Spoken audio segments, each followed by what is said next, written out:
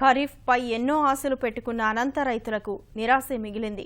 వేలకు వేలు పెట్టుబడులు పెట్టి సాగు చేసిన వేరుశెనగ తీవ్ర నష్టాన్ని మిగిల్చింది.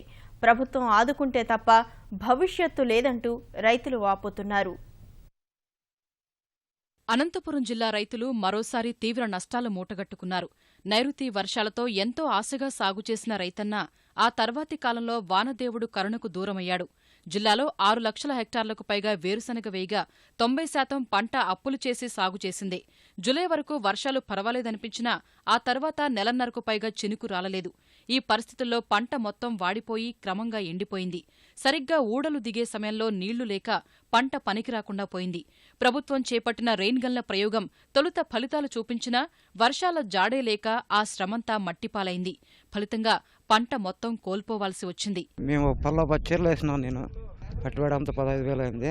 ఇప్పటికి లేదు, ఇప్పుడు వాన వచ్చినా కూడా కాదు. ఇంకా 17,000 పెట్టినాం సార్. విత్తనాలకు వచ్చేసి 10,000 అయింది సార్. సేద్యం అదంతా 7,000 అయింది సార్. కూలోళ్ళది అదంతా ఒక 2,000 అట్లా అంతా ఒక 18,000 అయిపోయింది. ఏం లేదు, ఇప్పుడు ఎండిపోయింది. ఇప్పుడు ఏది లేదు, అంతా ఎండిపోతుంది వర్షం లేక. ఇక్కడ 2 నెలల నుంచి అసలు వర్షమే లేదు. చాలా నష్టపోతున్నాము. ఒక 10 ఎకరాలకి ఇది కంది వాము దేశం సార్. అంతా మొత్తం అంతా ఎండిపోయింది సార్. అది కూడా వేరుశెనగ కూడా 6 మూట్లు వేసినాను.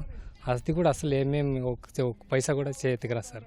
కనీసం అంటే ఒక 2 లక్షలు పెట్టుబడి పెట్టినాం సార్. మేము ఒక పైసా కూడా ఎన్నికి రాదు సార్. అసలు అంతా వర్షాలు లేక 2 నెలల నుంచి అంత నష్టపోతున్నారు. ఇంతకుముందు ఏదో ఇన్పుట్ సబ్సిడీ అంటే 2010 విడతల వారిగా ఇచ్చిన విడతల వారికి ఇస్తామని కూడా ఒకటి సరిగ్గా పడతారలేదు. రైతులు అయితే చాలా ఇబ్బందిగా ఉన్నారు. ఈసారి కూడా ఈ పంట నష్టపోయింది కాబట్టి ఇన్పుట్ సబ్సిడీ వచ్చేటట్లు కూడా మన ప్రభుత్వం చూసుకున్నారని చెప్తున్నాను. సెప్టెంబర్లో జిల్లాలో అక్కడక్కడ చిరుజల్లులు కురిశాయి. వాడిపోయిన పంట కొంచెం పచ్చబడింది. కానీ దిగుబడి మాత్రం పడిపోయింది. మొక్క పచ్చగా కనిపించడంతో పశుగ్రాసానికైనా పనికొస్తుందని ఆశించిన రైతన్నకు సూర్యప్రతాపం అసనిపాతమైంది. వేసిన ఖర్చు అంతా ఒక 50,000 దాకా ఖర్చు వచ్చింది. ఏదన్నా గొర్రెలకు మేత అవుతుంది అనేది కూడా లేకుండా అయిపోయింది. ఇంతకు ముందన్న పుసుల కన్నా మేత అవుతుంటే ఇప్పుడు గొర్రెలకు కూడా చిక్కేటట్లేదు. ఎర్రగా ఎండకపోయినది.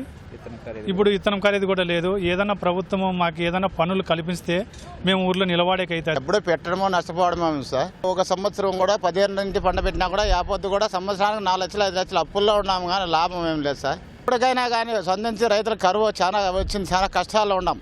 ఇప్పటికైనా ప్రభుత్వం కన్ను తెరిచి మాకు కొంచెం సహకరిస్తే కొంచెం ఉండబడతాం. విత్తినప్పటి నుంచి నేటి వరకు చినుకు నేల రావడం లేదు.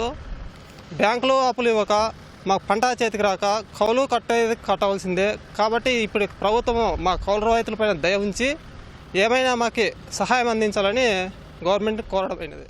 చిన్న సన్నకారు రైతులకు బ్యాంకులు పూర్తిస్థాయిలో రుణాలు ఇవ్వకపోవడంతో వడ్డీ వ్యాపారులను ఆశ్రయించారు. ఇక కౌలు రైతులకైతే ఏ బ్యాంకు అప్పులిచ్చిన దాఖలాల్లేవు. పంటలు ఎండి అప్పులు గుదిబండలా మారగా కుటుంబ పోషణ భారంగా మారిందని బడుగు జీవులు ఆవేదన చెందుతున్నారు. ప్రభుత్వం దయ చూపకపోతే వలసబాట తప్పదని అనంత రైతులు చెబుతున్నారు.